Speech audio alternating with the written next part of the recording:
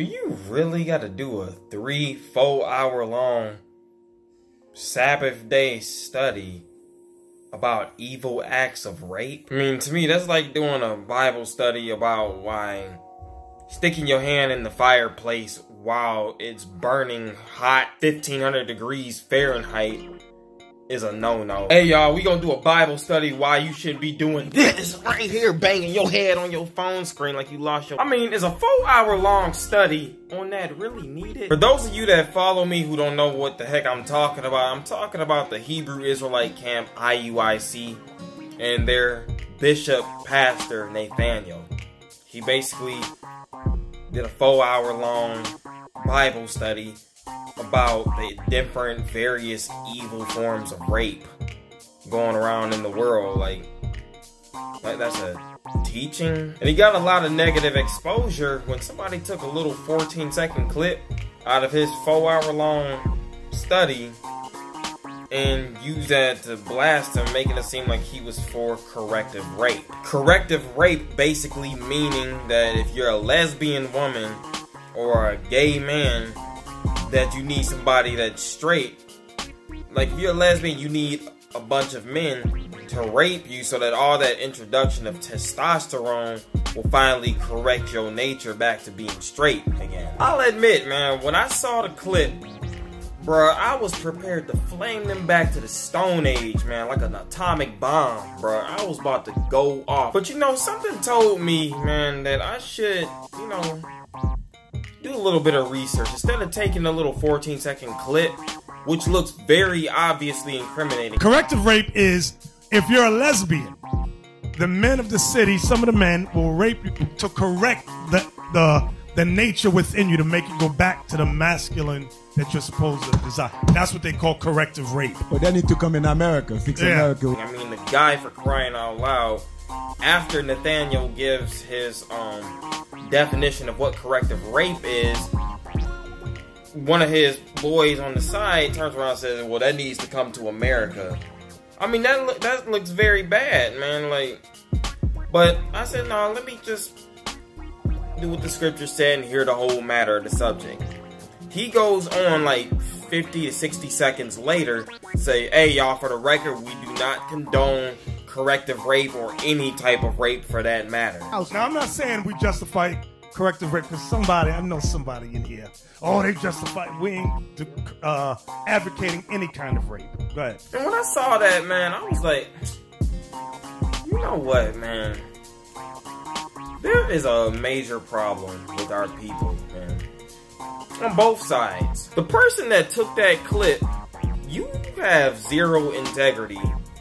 You trying to use people's words against them to slander them and make them look bad and stuff, but you call yourself a child of the Most High Yah. Like that, man, you need to examine your heart, okay? If you disagree with IUIC's teachings, which I disagree with 95% of what they talk about, because, I mean, a lot of it is very carnal. I'm just being real, you know?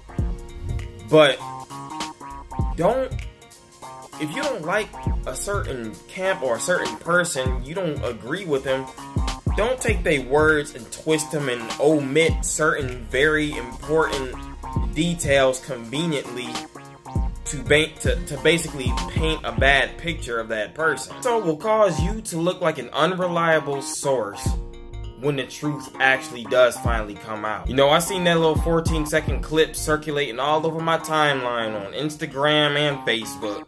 People just talking about it left and right, like, man, IUIC talk about corrective rape, y'all, and all that type of stuff.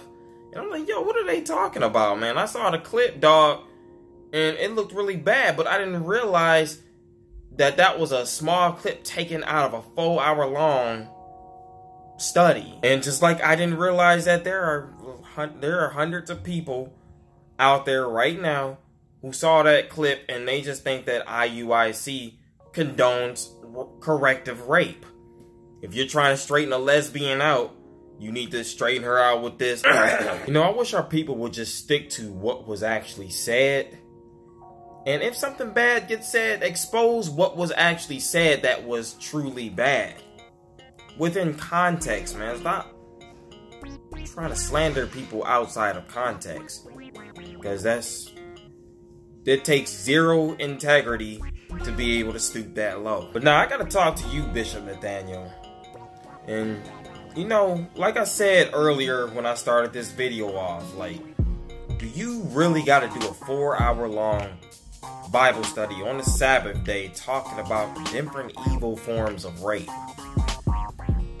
I mean, it's a given. Everybody knows that rape is evil. I mean, even in them different places that you referenced, whether it be over there in Africa or even other third world countries where rape happens a lot. I mean, even in those situations, the news media over there will report the situation by stating that those women are victims and what happened to them was a heinous crime indeed.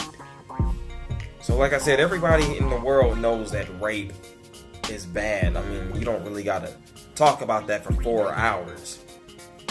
And so now, Bishop Nathanyel, what you've done essentially is handed the devil on a silver platter a bunch of words that he could misconstrue and twist and then feed to the public with the intent of slandering you and making the Israelite community look bad. Your boy should not have been sitting there talking about, well, they need to come to America. That looks and sounds so crazy, man. I mean, like I said, man, if I would have just chose to go ahead and do a video flaming y'all up, man, like roasting y'all for being sexually depraved perverts and whatnot, most people would have just simply agreed with me, because that 14-second clip basically shows you and your boy talking about corrective rape, and then your boy saying, well, that need to come to America.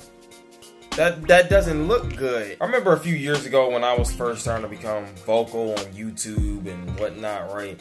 Remember I did a video called Hebrew Israelites Obsessed with Polygamy, right? And remember one of the points I made in that video, man, that was a long time ago. That was almost 4 years ago. But one of the points I made was that there are so many spiritual things to talk about in the Bible, like really deep, transcending spiritual things. But it seemed like Hebrew Israelites are just focused on the most carnal things to talk about. No real understanding from the Most High, nothing deep, just carnal stuff. Polygamy, fringes, flat earth. I mean, boy, your beard should be grown and stuff like that. What about the fruits of the Spirit? It's like, it seemed like a lot of us forget about that type of stuff. Bishop Nathanyel, Scripture says, let your words be few and seasoned with grace. And the Scripture also says, don't let your good be evil spoken of. You think y'all words were few and seasoned with grace? If you spend 4 hours talking about why rape is evil, and then you spend 14 seconds talking about corrective rape only to have your boy come back and say, well, they need to come to America, you think that was seasoned with grace? Anyway, I'm Elijah, y'all right? And I'm gonna say peace to those with common sense. Alright.